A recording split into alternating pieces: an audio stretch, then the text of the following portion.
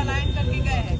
लेकिन अब तो छठ के बाद चुनाव है, तब तक तो लोग जा चुके होंगे वापस अपनी नौकरी में, तो जन स्वराज को कितना नुकसान होगा? ऐसा प्रतीत होता है कि तिथियों को जानबूझकर ऐसे समय में रखा गया है कि इनका मानना है कि जो बाहर से आएंगे वो चले जाएंगे, लेकिन हम लोगों का मानना है कि जो लोग बिहार के बाहर हैं और यहाँ आएंगे वो अपने 10 दिन की नौकरी कमाई सब कुछ गंवा कर यहाँ रहेंगे। और जो ये सरकारी पक्ष या इलेक्शन कमीशन की मंशा है कि वो लोग चले जाएंगे और तब वोट होगा, ऐसा नहीं होने वाला है। जो लोग यहाँ आएंगे, याद कीजिएगा कि ये वही लोग हैं जो कोविड के समय में पैदल और साइकिल पर चढ़ के अपने घर पहुंच गए थे। ये लोग बिहार से तब तक नहीं जाएंगे जब तक बिहार को बदलने में अपनी सहभागिता ये नहीं दर्ज कराते हैं। और हमारा मानना है कि एक भी वो व्यक्ति जो दिवाली और छठ के समय में यहाँ आएगा, वो एक भी व्यक्ति ऐसा नहीं होगा जो बिहार से चला जाएगा बिना अपने मत का प्रयोग किए हुए। 6 तारीख को शरद कार्तिक पूर्णिमा है, 6 तारीख का वोटिंग है, क्या इसका प्रभाव पड़ेगा? ये जो भी करना चाहें, बिहार के लोगों ने मन बनाया है कि अपने मत का प्रयोग करेंगे, बिहार में बदलाव करेंगे, एक अपने लिए अपनी व्यवस्था बनाएंगे। और ऐसे ये जो भी रोड़े अटकाना चाहें, हमें नहीं लगता कि ऐसा कुछ होने वाला है। बिल्कुल मतदान शांतिप्रिय ढंग से और बहुत भरपूर मत में होगा। प्रशांत जी, चेहरे पे थोड़ा सा टेंशन तो दिख रहा है इस बार। एकदम टेंशन मुक्त हो गए। टेंशन 3 साल 3.5 साल जो विद्यार्थी पढ़ता है उसको ही परीक्षा से पहले टेंशन होता है। जो विद्यार्थी पढ़ता नहीं है उसको कोई टेंशन नहीं। उसको मालूम है कि पढ़े ना पढ़े हमको फेल ही होना है। जो पढ़ता है वो आदमी टेंशन में रहता है कि भैया हम पढ़े हैं और हमारा परीक्षा अच्छा हो। मेरी समझ से आज बिहार के लोगों के राजनीतिक बंधुआ मजदूरी के खत्म होने का ऐलान हुआ है। ये चुनाव की तिथियों की घोषणा नहीं है, बिहार के बच्चों के भविष्य के सुधार की शुरुआत होने की तिथि की घोषणा है। क्योंकि इस बार बिहार जाति, धर्म, नाली गली, मोदी, नीतीश, लालू, प्रशांत किशोर के लिए नहीं, अपने अपने बच्चों के लिए वोट करेगा, अपने बच्चों के पढ़ाई और रोजगार के लिए वोट करेगा, बिहार में बदलाव के लिए वोट पड़ेगा और उस शुरुआत के लिए वोट पड़ेगा जिस सपने को लेकर हम लोग यहाँ आए हैं कि आने वाले 10 साल में इस देश के 10 अग्रणी राज्यों में बिहार को शामिल कराएं। एक ऐसा भी दिन आए जब यूपी, पंजाब, हरियाणा, गुजरात, महाराष्ट्र से लोग बिहार में नौकरी मजदूरी करने आए। वैसी व्यवस्था बनाने के लिए वोट पड़ेगा। कोई कितना भी प्रयास कर ले, ये परिवर्तित होने वाला नहीं है। बहुत बेहतर है। पहले जो बिहार में 4 चरण 5 चरण में जो चुनाव 2015 में हुआ था, पिछले बार चुनाव 3 चरणों में हुआ था, तो ये कहीं न कहीं लोगों का मानना ये कई चरण के जो चुनाव होते थे कि उस समय मोदी जी का जलवा होता था और भाजपा के लोग कई चरणों में चुनाव इसलिए कराते थे ताकि ज्यादा से ज्यादा मोदी जी आए और प्रचार करें। ये ऐसी सोच रही है उनकी। मैं भी उस दल के साथ काम मैंने किया है और हम लोग जानते हैं, इसीलिए ऐसे 8-8, 9-9 चरण में चुनाव कराए जाते थे कि ज्यादा से ज्यादा मोदी जी की सभाएं हो सके। अब कहीं न कहीं भाजपा ने भी मान लिया है कि भैया मोदी जी कितना भी सभा कर ले, उससे परिणाम बदलने वाला नहीं है। इससे अच्छा है भैया 2 ही चरण में कराकर खत्म करो। बिहार की जनता ने बदलाव का मन बना लिया है। न नीतीश जी प्रचार कर सकते हैं, न मोदी जी के आने से कुछ होने वाला है। बिहार में जिसको प्रचार करना था लोगों ने 2 साल 3 साल कर लिया, सुन लिया। अब अंतिम 1 महीने का प्रसार का समय है। लोग एक बार उम्मीदवारों को देखेंगे और सही लोगों का चुनाव करेंगे। जन स्वराज ही एकमात्र ऐसा दल है जो कह रहा है कैमरे पर कि मेरे भाई एक बार संकल्प लो, अपने बच्चों के लिए वोट दो, सही लोगों को जिता कर लाओ। अगर जन स्वराज से भी गलत आदमी खड़ा हो जाए उसको भी हराओ। हर हालत में इस बार बिहार के लोगों को संकल्प लेना है कि अच्छा आदमी ही जीतना चाहिए। जन स्वराज जीते या न जीते, भाजपा जीते या न जीते, मोदी, प्रशांत किशोर, नीतीश, लालू जीते या न जीते, बिहार जीतना चाहिए, बिहार के बच्चे जीतने चाहिए। इसलिए कोई गलत आदमी को वोट मत दो।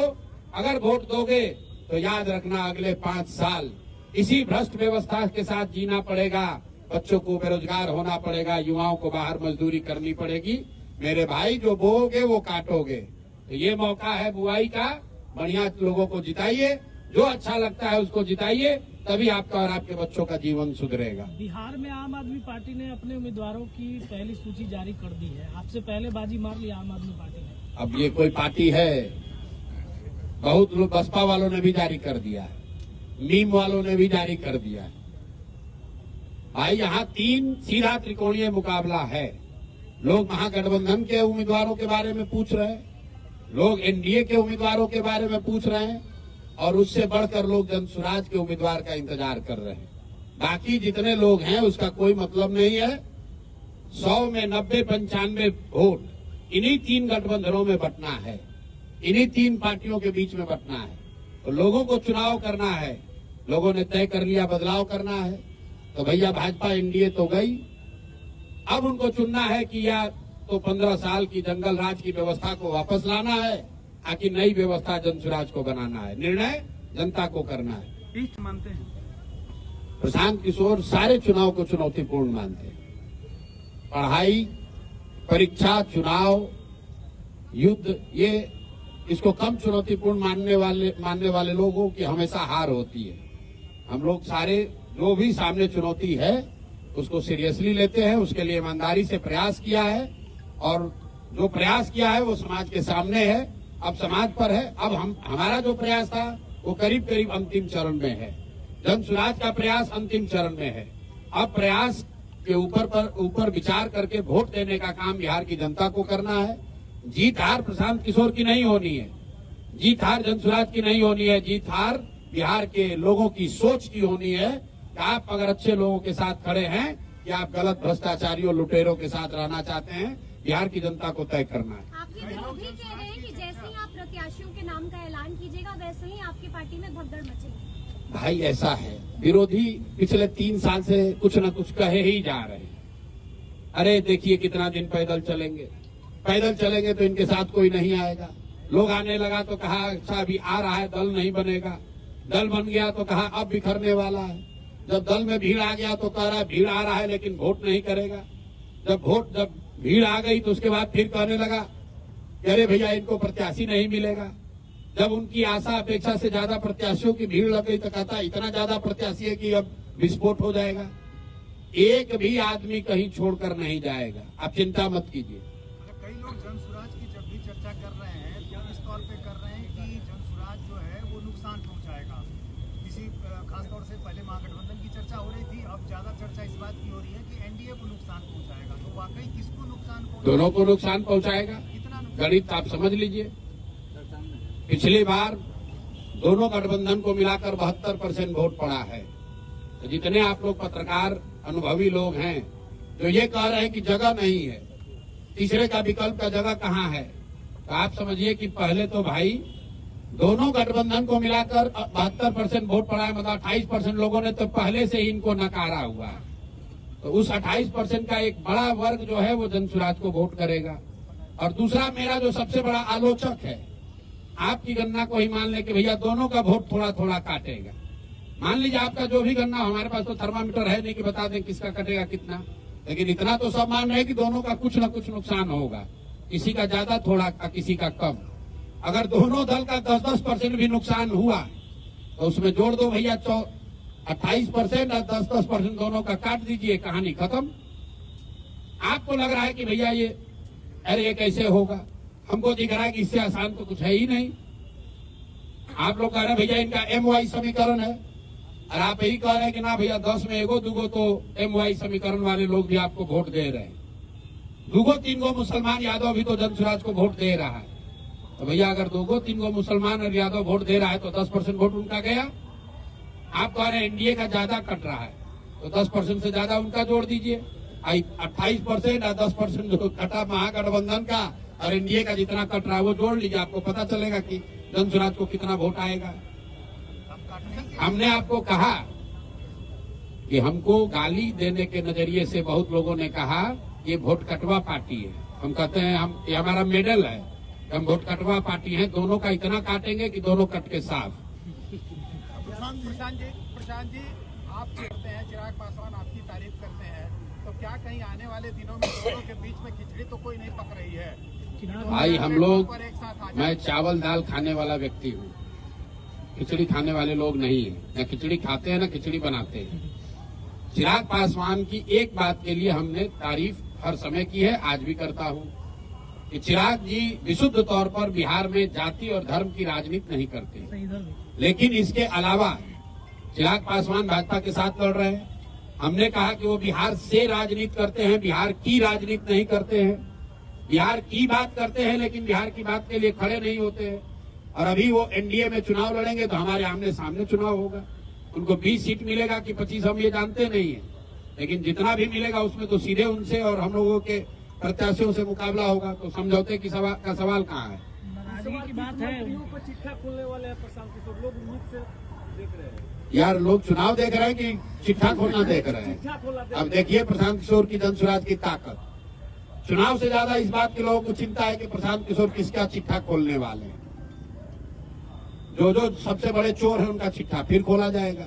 आप लोग भी कुछ खबर है तो दे दीजिए, आपका भी शामिल कर लेंगे उसी में।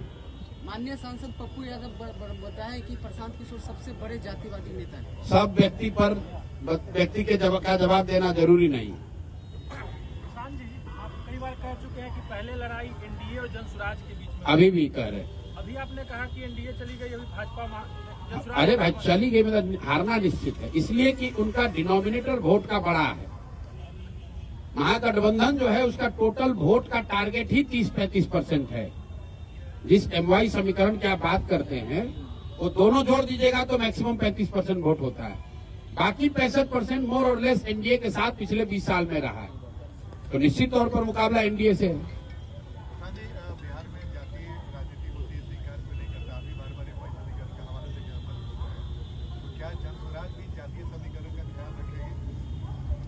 जातीय समीकरण का ख्याल रखने का मतलब क्या है? हर पार्टी के पीछे कोई न कोई समीकरण रहता है, जैसे बार बार हम लोगों ने समीकरण दिया है कि जो आधे हिंदू भाजपा के खिलाफ, एनडीए के खिलाफ वोट कर रहे हैं, उन आधे हिंदुओं के साथ 20% जो मुसलमान हैं, उनका जो समीकरण है, सामाजिक राजनीतिक गठजोड़ है, वही जनसुराज का आधार है। अशोक चौधरी का चैप्टर क्लोज हो गया या फिर और भी खुलासा करेंगे? थाना में सुने हैं पानी पिला पिला के मारना, सुने हैं? तो इनको पहले एक बार बोले ये 25 करोड़ में टिकट खरीदे हैं तो मानहानि का ही हमको नोटिस भेजे थे। फिर इन पर जब खुलासा हुआ ये फर्जी तरीके से प्रोफेसर बने हैं तो आप लोग के चैनल पर आकर बोले कि प्रशांत किशोर को सुप्रीम कोर्ट तक लड़ाएंगे। फिर इन पर जब 200 करोड़ के बेनामी संपत्ति का हुआ तो हमको 100 करोड़ का नोटिस भेजे हैं।